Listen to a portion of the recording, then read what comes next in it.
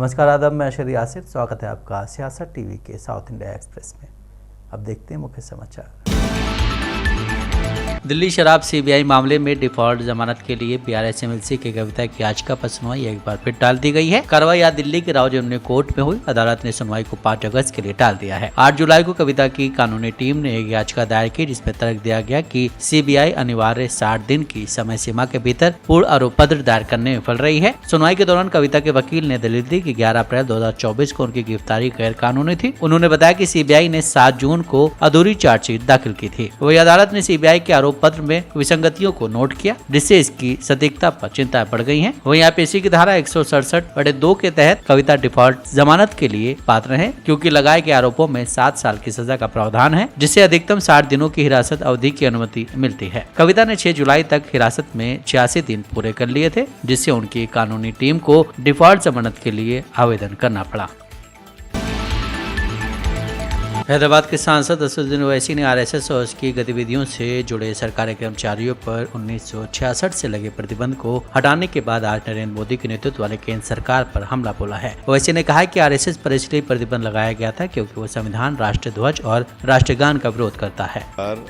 महात्मा गांधी के कत्ल के बाद सरदार पटेल ने और नेहरू की हुकूमत ने उन पर बैन लगाया। उन पर बैन इसलिए निकाला गया क्योंकि उनको ये मानना पड़ा कि वो भारत के संविधान को मानेंगे, वो भारत के नेशनल फ्लैग को मानेंगे, और उनको अपना एक रिटर्न कॉन्स्टिट्यूशन देना पड़ा, और उसमें कई कंडीशंस थे जो पॉलिटिक्स में हिस्सा नहीं लेंगे। उस ऑर्गेनाइजेशन को आज ये बीजेपी की एनडीए की सरकार ये परमिट कर रही है कि गवर्नमेंट सर्वेंट्स आरएसएस के एक्टिविटीज़ में हिस्सा ले सकते। तो ये मैं समझता हूँ ये बिल्कुल गलत है, क्योंकि आरएसएस का जो मेंबर का ओथ होता है, पहले तो मराठी में था, बाद में उन्होंने उसको संस्कृत में किया, फिर थोड़ा अमेंडमेंट्स किए। वो ओथ आपको कहता है कि वो भारत की डाइवर्सिटी को, प्लुरलिज्म को नहीं मानते, वो तो हिंदू राष्ट्र के ऊपर कसम खाते हैं।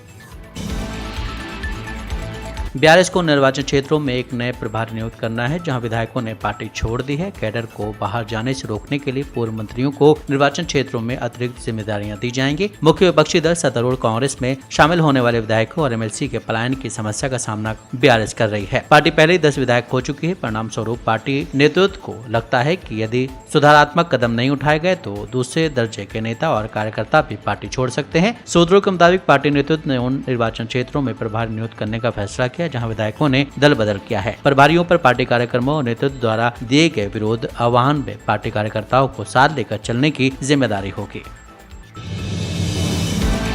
हैदराबाद में लगातार बारिश की वजह से शहर के स्कूलों में इंडोर स्टूडेंट के पेरेंट्स अपने बच्चों की सुरक्षा और भलाई सुनिश्चित करने के लिए 3 दिन की छुट्टी का आह्वान कर रहे हैं। हैदराबाद में पिछले 1 हफ्ते से लगातार बारिश हो रही, जिससे बड़े पैमाने पर बाढ़ और पानी भर गया है। गरज बिजली और तेज हवाओं के साथ बारिश के पूर्व अनुमान की वजह से हैदराबाद येलो अलर्ट पर है। IMD हैदराबाद का अनुमान है कि आज शहर में ज्यादा बादल छाए रहेंगे और हल्की बारिश या बूंदाबांदी हो सकती है। पूरे तेलंगाना में भारी बारिश के बीच कई जिलों में रेड अलर्ट जारी किया गया है। पेरेंट्स का तर्क है कि वर्तमान मौसम की महत्वपूर्ण जोखिम पैदा करती है, जिसमें हैदराबाद भर के स्कूलों में आने जाने वाले स्टूडेंट्स के लिए समझौता किए गए परिवहन मार्ग और संभावित स्वास्थ्य खतरे शामिल हैं। तेलंगाना सरकार ने भी एक स्वास्थ्य सलाह जारी की है, जिसमें चेतावनी दी गई है कि बारिश से तापमान में गिरावट हो सकती है और ठंड बढ़ सकती है। आंध्र प्रदेश विधानसभा के अध्यक्ष ने घोषणा की कि बैठकें इस महीने की 26 तारीख तक आयोजित की जाएंगी। बिजनेस एडवाइजरी कमेटी की बैठक के बाद ये फैसला लिया गया है। एक प्रेस कॉन्फ्रेंस के दौरान स्पीकर ने खुलासा किया है कि मुख्यमंत्री चंद्रबाबू नायडू ने 4 पैनल स्पीकर की नियुक्ति की सिफारिश की है। इसके अलावा उन्होंने कहा है कि सरकार 2 विधेयक पेश करने की योजना बना रही है, एक भूमि स्वामित्व अधिनियम को निरस्त करने के लिए और दूसरा स्वास्थ्य विश्वविद्यालय का नाम बदलने के लिए। सरकार आगामी सत्र के दौरान कई श्वेत पत्र भी पेश करेगी। अगले सत्र की तैयारी के लिए सरकार नए विधायकों को ट्रेनिंग देगी। स्पीकर ने यह भी बताया कि 80% एमएलए और एमएलसी भवन पूरे हो चुके हैं और अगले 9 महीनों के भीतर उपलब्ध होंगे। आंध्र प्रदेश विपक्षी पार्टी वाईएस कांग्रेस ने आज राज्य विधानसभा और विधान परिषद के संयुक्त सत्र में आंध्र प्रदेश के राज्यपाल के अभिभाषण को बाधित किया और बाद में राज्य में राजनीतिक हत्याओं और बिगड़ती कानून और स्थिति के विरोध में वॉकआउट किया। पार्टी के नेताओं ने राजनीतिक हत्याएं बंद करो, लोकतंत्र बचाओ और हमें न्याय चाहिए के नारे लगाते हुए बजट सत्र के पहले दिन राज्यपाल एस अब्दुल नजीर के भाषण को बाधित किया। जैसे ही राज्यपाल ने अपना भाषण शुरू किया, काले स्कार्फ पहने विपक्षी विधायक और एमएलसी राज्य में राजनीति से प्रेरित हत्याओं पर अपनी असहमति व्यक्त करने के लिए खड़े हो गए। हंगामे के बीच भी उन्होंने अपना भाषण पढ़ना जारी रखा। कुछ देर तक नारेबाजी जारी रखने के बाद वाईएसआरसीपी सदस्यों ने वॉकआउट कर दिया। इससे पहले पूर्व मुख्यमंत्री और वाईएसआरसीपी अध्यक्ष वाईएस जगनमोहन रेड्डी पार्टी विधायकों और एमएलसी के साथ काले स्कार्फ पहनकर राज्य विधानसभा पहुंचे थे। कर्नाटक की प्राइवेट नौकरी में आरक्षण का मुद्दा अभी थमा भी नहीं था कि एक और विवाद शुरू हो गया। आईटी कंपनियों ने कर्मचारियों के काम के घंटे 10 से बढ़ाकर 14 करने का एक प्रस्ताव कर्नाटक सरकार को सौंपा है। कहा जा रहा है कर्नाटक की सिद्धरमैया सरकार इस प्रस्ताव पर विचार कर रही है। सूत्रों के मुताबिक कर्नाटक सरकार Karnataka shops and commercial establishment act 1961 में संशोधन करने पर विचार कर रही है। आईटी कंपनियां चाहती है कि उनके प्रस्ताव को इस संशोधन में शामिल किया जाए। इससे काम के घंटे कानूनी तौर पर बढ़कर 14 हो जाएंगे। कर्नाटक आईटीएस कंपनी संघ ने इस प्रस्ताव का विरोध किया है। इस संगठन का कहना है कि अगर यह प्रस्ताव लागू होता है तो काम के घंटे बढ़ने से 1/3 कर्मचारी बेरोजगार हो जाएंगे। कीटो का कहना है कि इस संशोधन से कंपनियां वर्तमान में मौजूद 3 शिफ्ट सिस्टम के बजाय 2 शिफ्ट में काम करवा सकेंगे, जिससे 1/3 कर्मचारियों की नौकरी पर संकट आ सकता है। कर्मचारी संघ ने आरोप लगाया है कि राज्य सरकार कर्मचारियों को इंसान न मारकर कॉर्पोरेट के मुनाफे को बढ़ाने की मशीन समझती है। यूनियन ने आईटी कंपनियों के बीच काम के लंबे घंटे के मेंटल हेल्थ पर पड़ने वाले प्रभाव का भी जिक्र किया है। संघ का कहना है कि केसीआईए की रिपोर्ट के मुताबिक आईटी सेक्टर में 45% कर्मचारी अवसाद जैसी मानसिक स्वास्थ्य समस्याओं का सामना कर रहे हैं। 55% शारीरिक स्वास्थ्य पर असर पड़ने की शिकायत कर रहे हैं। अगर काम के घंटे बढ़ाए जाते हैं तो ये स्थिति और भी विकट हो सकती है।